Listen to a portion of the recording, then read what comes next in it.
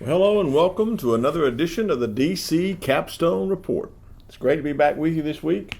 I know the podcast has been getting some reviews and a lot of folks have been watching it. I've got a lot of feedback, so I just want to appreciate all of our listeners out there. I appreciate Lance Shores and all the great job he does in the studio editing this and putting together the wonderful pictures and videos that he puts up on our site. And we just appreciate our loyal listeners who tune in each week to see what we got to say about Alabama football. Well, this week is getting another week closer. We're within 9 to 10 days of the kickoff of the Alabama football season against Duke there in Atlanta in the Chick-fil-A Kickoff Classic. So we're looking forward to that. So today on the podcast, we're going to take a look at our last scrimmage and review it in our first segment. In our second segment, we're going to take a look at the injury update of those injuries that we've sustained and see what any updates we might have from those. In our final segment, a third segment, we're going to continue to highlight a unit on the team, and this week we're going to highlight the wide receivers and tight ends. The DC Capstone Report is featured each Tuesday morning on Tide 102.9, The Morning Blitz with Martin Houston. You can listen live at Tide1029.com. Well, like I said, again, it's great to be back on another podcast of the DC Capstone Report. In our first segment today, we're going to take a look at our scrimmage that just took place, the last scrimmage of the year. You know, Alabama is coming out of fall camp now. They've finished all of their fall camp. Students are going back to school, and they're back to their regular activities and working in their practices around their school. Saw a lot of our players are back to school picks, and they're back in the old routine of going to class, and that just gives them another added to their list of what they have to do to get ready for the game as we get ready for the Clemson game. But before we talk about the injuries and before we talk about the positions, we're going to look back at our scrimmage from our last Saturday. That it was a really good scrimmage. I had several people tell me that it was there. I didn't get a chance to go. But the several people that told me that were there, just the first, it looked like the first 50 or so plays were scripted plays. And I think Coach Saban likes to do that from time to time in that scrimmage. And this is where you're going to try to get your game plan in. So what I'm told is that the first 50 or so plays were scripted plays. It was like a game time. It was headsets on, or coordinators in the booth calling down the plays, quarterbacks implementing the plays and execution by all the team members based on that play. And really looking good in the first scrimmage, first part of that scrimmage. I'm told that during the scripted plays that it was really some good plays on offense, good plays on defense.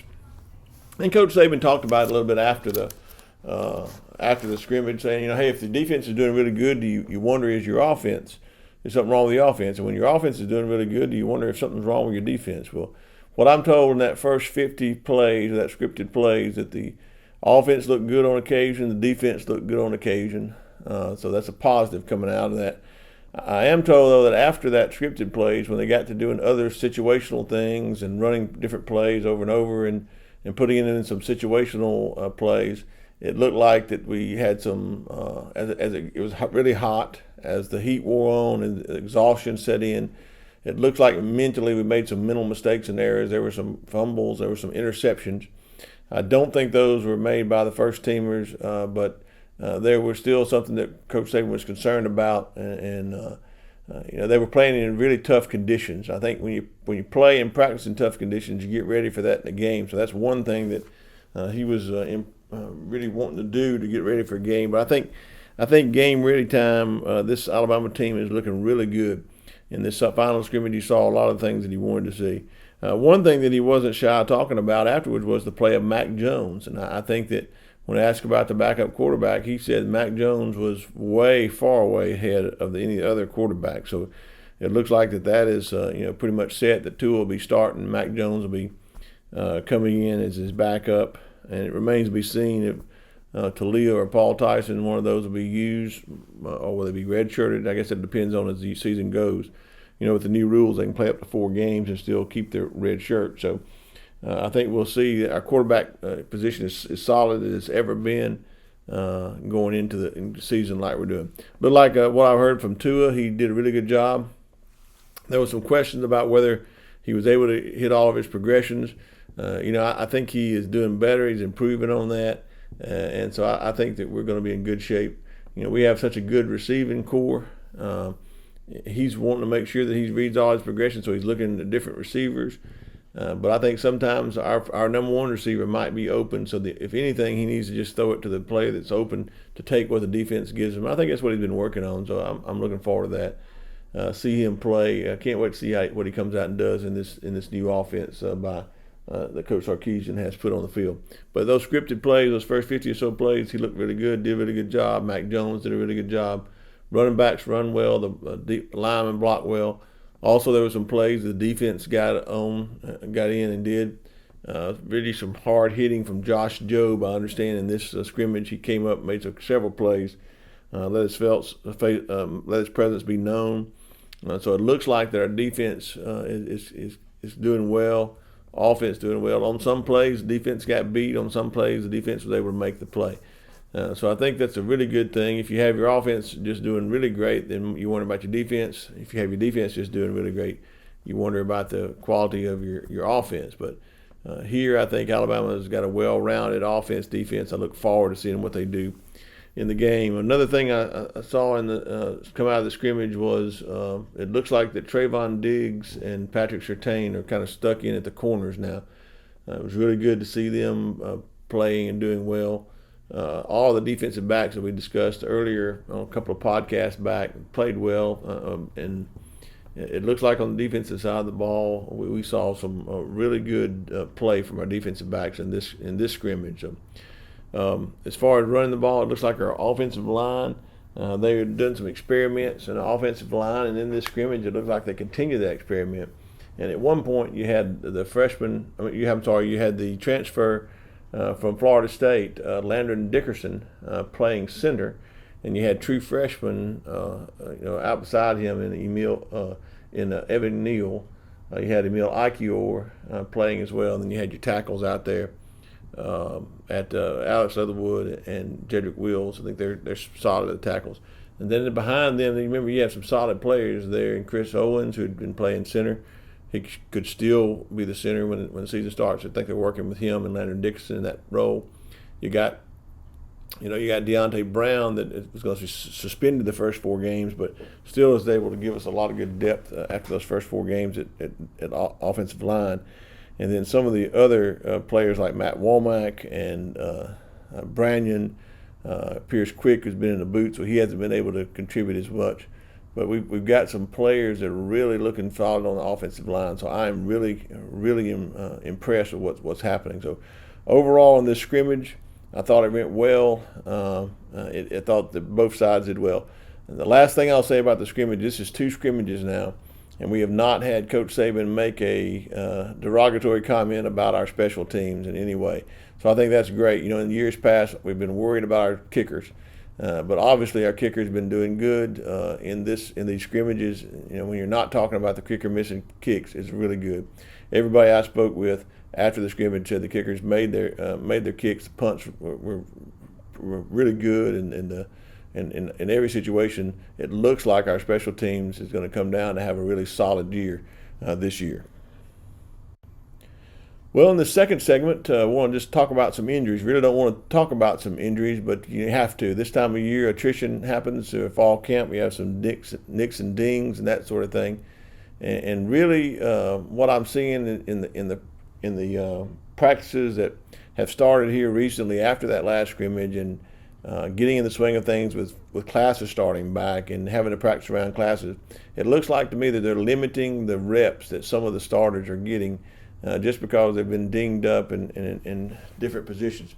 But the one injury that came out of scrimmage that was unfortunate was the injury to Jerome Ford. Now, recently we've heard that he could be out up to 3 weeks, maybe a week at the earliest, but it was an injury to his leg, his foot, his ankle, and it looks like that's going to thin a already thin backfield. So that leaves you with Najee Harris and Brian Robinson to take the bulk of the carries right now, with Jerome Ford being the only other player that had much experience in that position. Already with Trey Sanders going down. So I think they've experimented with Jadarius Townsend back in there. I've even heard that Jalen Waddle has been playing some in the backfield for emergency use, or maybe some special plays that might use him out of the backfield to get 5 wide receivers in a pattern.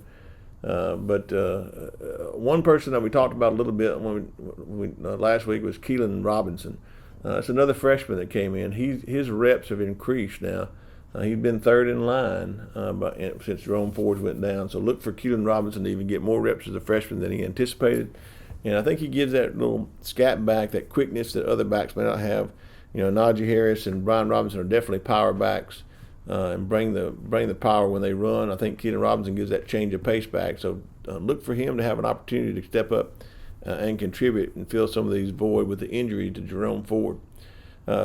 No major injuries to discuss after this, but some great things that have been seen in practice since the scrimmage, and that is that LeBron Ray and DJ Dale, who have been held out of some of the plays because of some injuries they were trying to get back from, were back in regular contact jerseys and playing well. So it was the first time really this past practices that we've had our full starting defensive line in there. We've had DJ Dale out for most of the fall after we're doing so good in spring, and Brian Ray has been nursing an injury. So it looks like we're going to be with DJ Dale starting in the middle, LeBron Ray and Raekwon Davis on the tackles, and then on the ends, rushers, Terrell Lewis, who's really had a great camp and continues to improve, and then Anthony Jennings, been a little nicked up, but I think he's been held out just as a precaution. So that looks like your starters across the line, all getting better. I think it's really good to hear that toward the end of fall camp,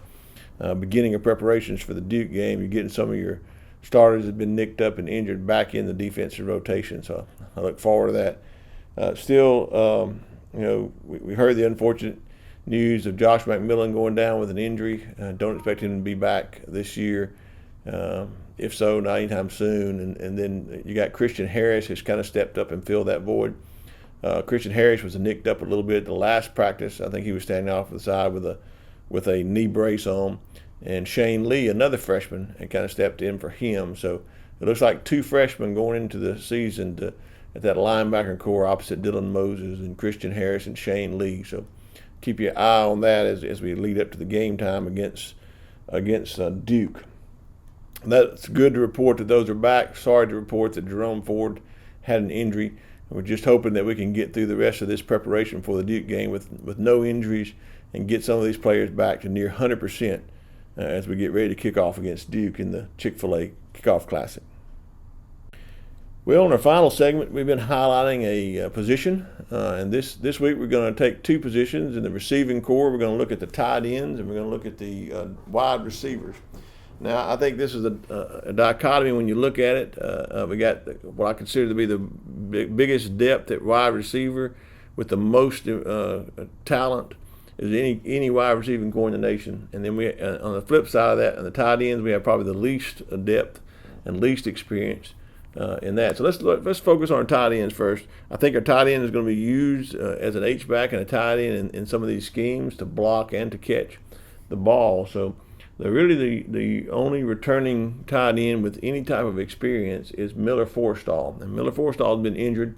Didn't talk about him during the update, but he was seen back in the contact jersey being able to play. So look for him to be a go against Duke when we play. Miller Forstall has been leading the line as the first tight end when he's able to be out there. So I think he's your go-to guy at tight end to start with. You got Major Tennyson. He's been injured. He hasn't been in the lineup very much in the scrimmages or in the practices. And so absent those two, we've had to deal with a position change for a linebacker. And Cameron Latou, he's come over from linebacker and did really well in the spring. Looks like that's a permanent position swap at this time with the thinness there at tight end. And then also some great, wonderful news. Everybody loves a feel-good story. So we got a senior tight end that's been a walk-on for Alabama. They're out of Georgia. And he came in, walked on to play. He's been a walk-on for now his full 4 years. And this past week, he was awarded a scholarship, and that's Giles Amos. Can I kind of watch for Giles Amos this year at the tight end spot? It looks like that with the thinness there that he's going to have a chance to not only get his scholarship, but also be a contributor in the blocking and in the passing. He did a little bit in some of the spring games. He's had an opportunity to play, but not really much in a game time situation. But we'll look for him to go in and help substitute out for Miller Forstall and Shane Lee. And Cameron Latou, and we hope that Major Tennyson has a chance to come back from his injury and be able to contribute as well. But we are going to be thin at tight end. Look for Cameron Latou to really step up and be the surprise there, and Giles Amos getting on the field will be a surprise as a walk-on, getting a scholarship. So that's kind of the story with their tight ends. I do think it all falls on Miller Forstall, who has the most experience this year. Now, as we move to our wide receivers, we have the wide receivers probably the best wide receivers that I can ever talk about in the nation. I think this wide receiving core is better than any other team. And when you look at the first four wide outs, and even go even down to the five, if you include Jalen Waddle, but you can't talk about the wide receivers without starting with Jerry Jeudy, the Blitnikoff Award winner. What's he got to prove? He comes back this year. Is going to really improve his draft stock. Going to be a first-round draft pick as he continues to play out like he has been. He's got the juke moves. He can get open. He's got a crisp route runner. Has great hands, great leaping ability. I think he is going to lead again in receiving yards and catches this year. With the way that Tua's throwing the ball and puts it on the money. Jerry Jeudy is a great target out there at the wide receiver position.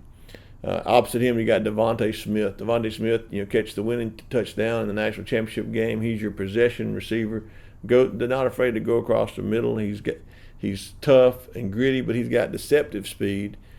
He can get deep behind a corner, behind the safety, and he can also take it to the house. Probably, I think it's kind of people don't talk about. He's probably the best downfield blocker that we've got to extend plays for some of our other receivers and running backs. So, Devontae Smith's a great receiver there for Alabama. The third receiver, you talk about Henry Ruggs III. Henry Ruggs III, probably the fastest, if not the fastest man on the team, one of the fastest men on the team. He's Mr. Touchdown. Almost every pass he caught last year was for a touchdown. He's subject to take it to the house at any point, all the way for a touchdown, really fast, and does a great job receiving. He can elevate and extend his arms to catch passes that would really be out of other people's reach. So I'm just excited to see what he can do this year for receiving. How can he up his game? The fourth wide out you're looking at is Jalen Waddle, and who can't say enough about Jalen Waddle. He's going to be returning our punts. He's fast. He's improved. I think he's even better than last year, and it's hard to even say how he can be. So those four wide outs right there.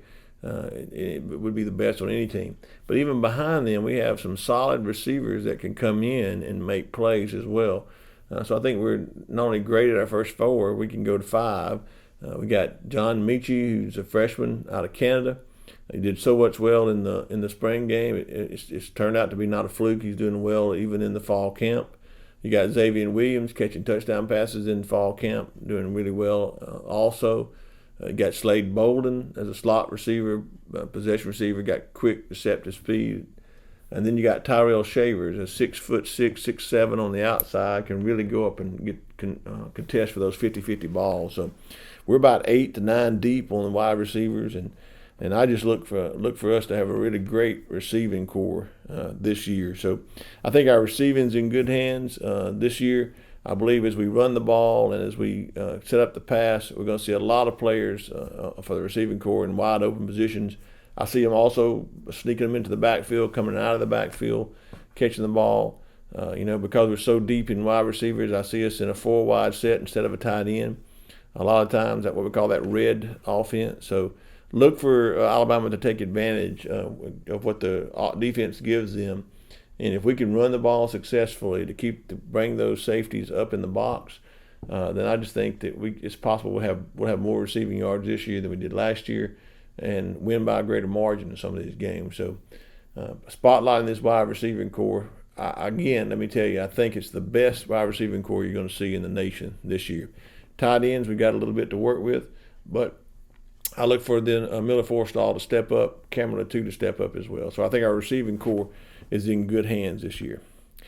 Well, as we leave today's on the podcast, I want to take just a second. Some of our listeners have been giving us some feedback, and one of our listeners over there in Sonoa, Georgia, his name is Jeff. He's a firefighter there. He kind of checked in with us and said, love the podcast. He'd like to know a little more history because he's a history buff. I'd like to know some history. Well, Jeff, one of the things I want to leave you with in this history about the game coming up against Duke. And I don't know how many of our podcast listeners out there are aware of this, but Bear Bryant's been out of coaching for quite some time, but his legacy is continued on with those coaches that coached under him. Well, one, if not the last remaining head football coach in the college football is none other than David Cutcliffe, who's the head coach there at Duke, who Alabama faced in that first game in Atlanta on August the 31st. Well, David Cutcliffe, he was from Banks High School right here in Alabama, and you would think that he would have been a great quarterback in high school. The way that he is this quarterback guru, has been able to tutor Peyton Manning and Eli Manning. He has a great called the Great Quarterback Whisperer. Well, all those things he learned under Bear Bryant. He was a linebacker actually in high school. His dream was playing football at the University of Alabama when he came out of school. Unfortunately, he suffered an injury. Pretty much a career-ending knee injury. Back then, most every knee injury was career-ending. And instead of being able to play, he was a manager on the team, and then elevated between the 1973 to 75 season as Coach Bryant's student assistant. He learned a lot from Coach Bryant. Today, if you ask him, he gives Coach Bryant the credit for where he's gotten. So some of the little-known history, Alabama will be kicking off the season in Atlanta there against the Duke Blue Devils, coached by David Cutcliffe, the last remaining Bear Bryant protege. Well, that's it this week for the DC Capstone Report. Hope you all continue to love the podcast. We'll be back again next week as we have a preview of the opening game. It's been a long summer waiting for the game to get here, but we can almost see it. One more week and we'll be playing football there in Atlanta. Y'all have a great day and roll Tide.